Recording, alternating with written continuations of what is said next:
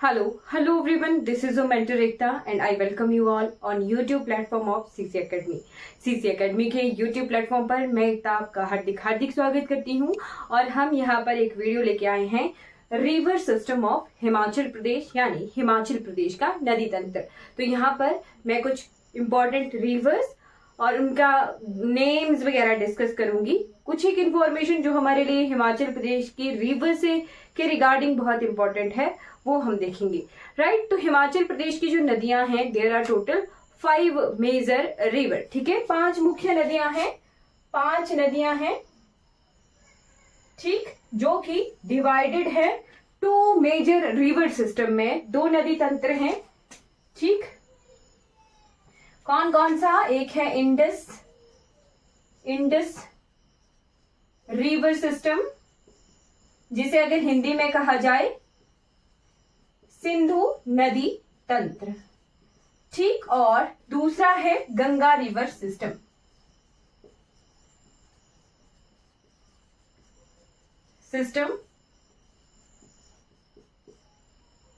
गंगा नदी तंत्र। ठीक है, और ये अगर इंडिया के कॉन्टेक्स्ट में देखा जाए तो वहां पर ये हिमालयन रिवर सिस्टम आता है।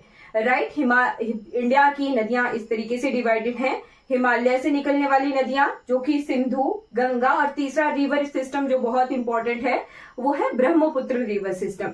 ठीक है, और हिमालयन रिवर सिस्टम के बाद इंडिया के कॉन्टेक्स्ट में आ जाता है प्रायद्वीपीय पठार की नदियां यानी पेनिनसुलर प्लेट्यू की जो नदियां हैं वो, और फिर है हमारी कोस्टल रिवर यानी जो तटीय रेखाओं में तटीय मैदानों में गिरती हैं, और अरब सागर और बंगाल की खाड़ी में गिरने वाली नदियां।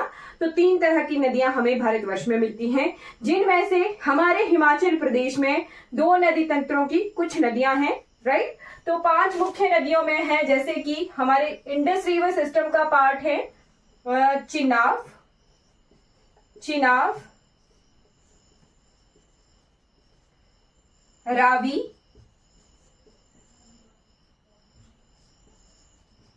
रावी के बाद आ जाएगी हमारे पास ब्यास के बाद आ जाएगी सतलज,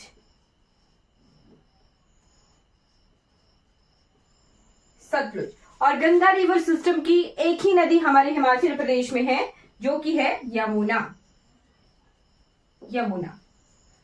तो यही 5 मुख्य नदियां हमारे हिमाचल प्रदेश में बहती है।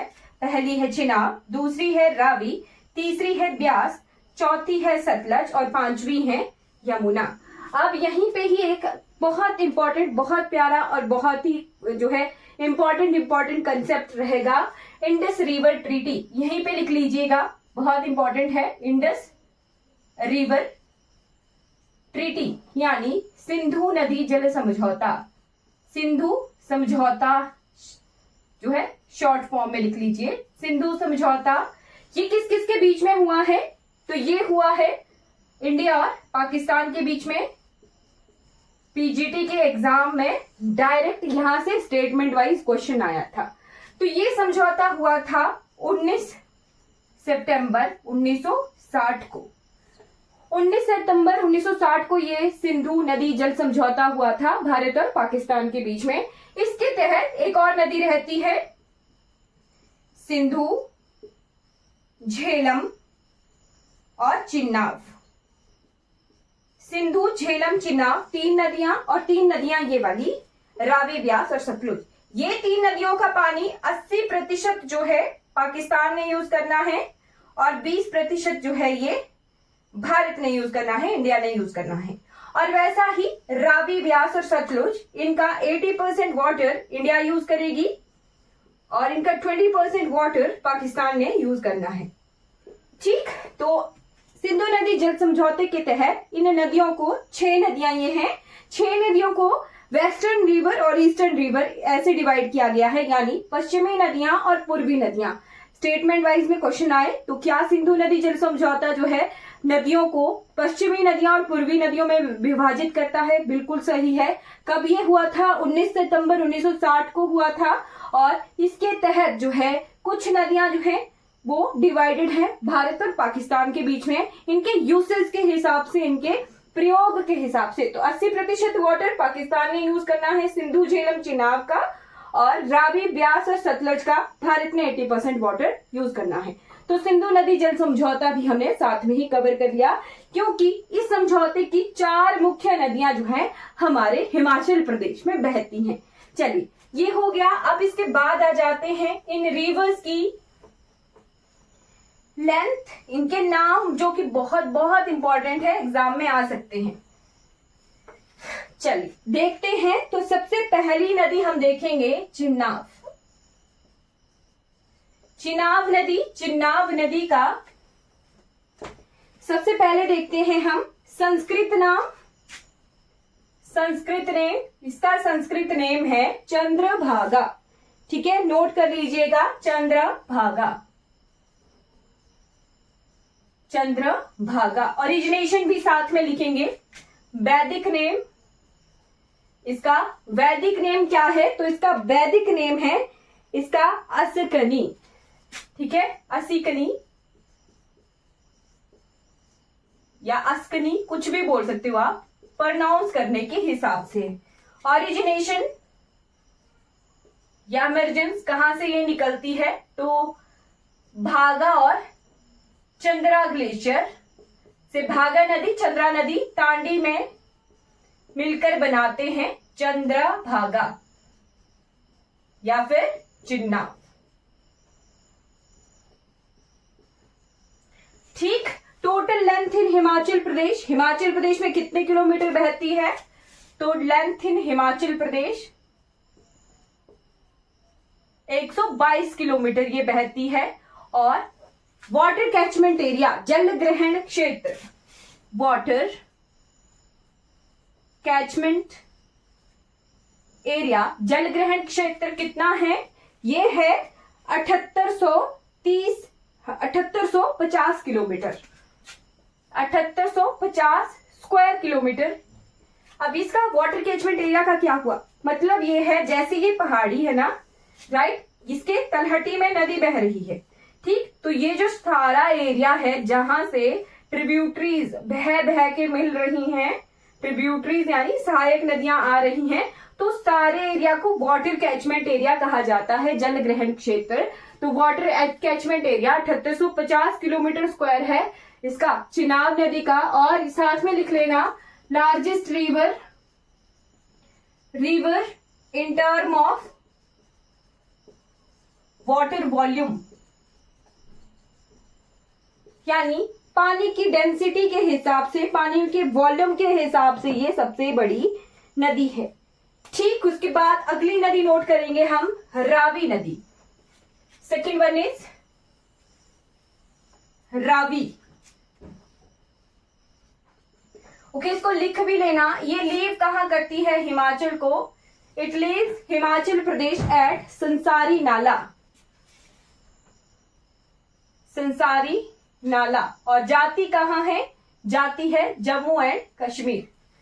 ठीक है, उसके बाद आ जाइए रावी। रावी का संस्कृत नेम क्या है?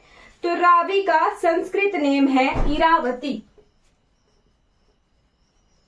इरावती और वैदिक नेम है इसका पुरुषणी।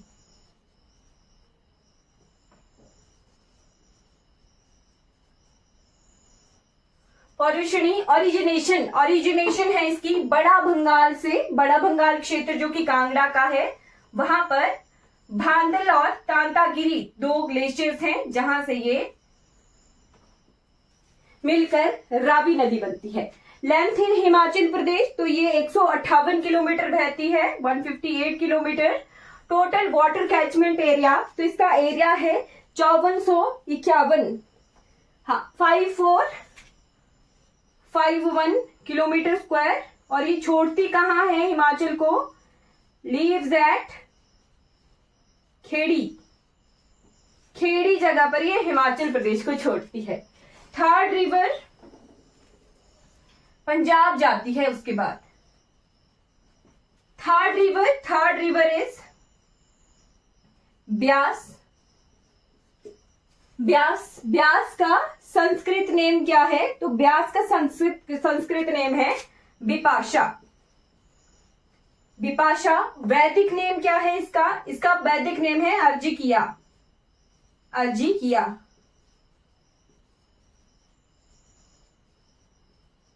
ठीक है, और निकलती कहां से है ये? ब्यास कुंड, जो कि कहां पर है? रोहतांग ग्लेशियर। रोहतांग ग्लेशियर के पास है। साथ में लेंथ कितनी है इसकी हिमाचल प्रदेश में? 256 किलोमीटर। सेकेंड लॉन्गेस्ट रिवर है ये हिमाचल प्रदेश की, दूसरी सबसे लंबी नदी।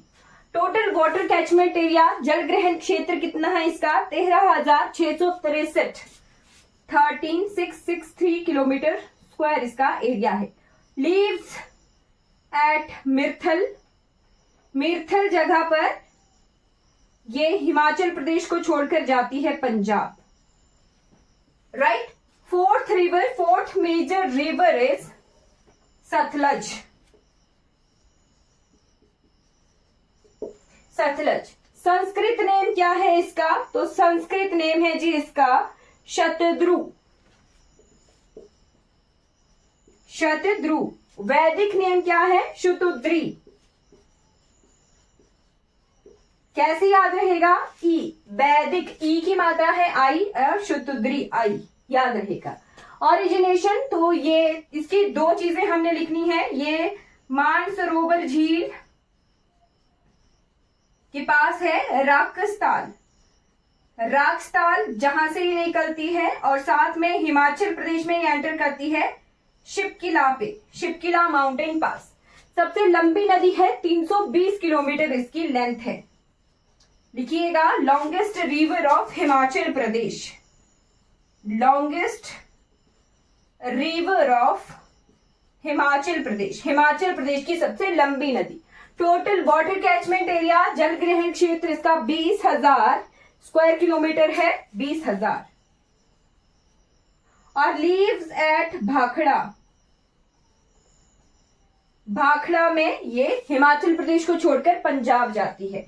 Fifth major river is river Yamuna. तो यमुना का वैदिक नेम ही है हमें पता, कालिंदी। राइट। और इसे सूर्यपुत्री के नाम से भी, सूर्यपुत्री वो तो है हमारी ताप्ती। ये related to sun god, related to sun god, Surya भगवान से जो है इनका संबंध है।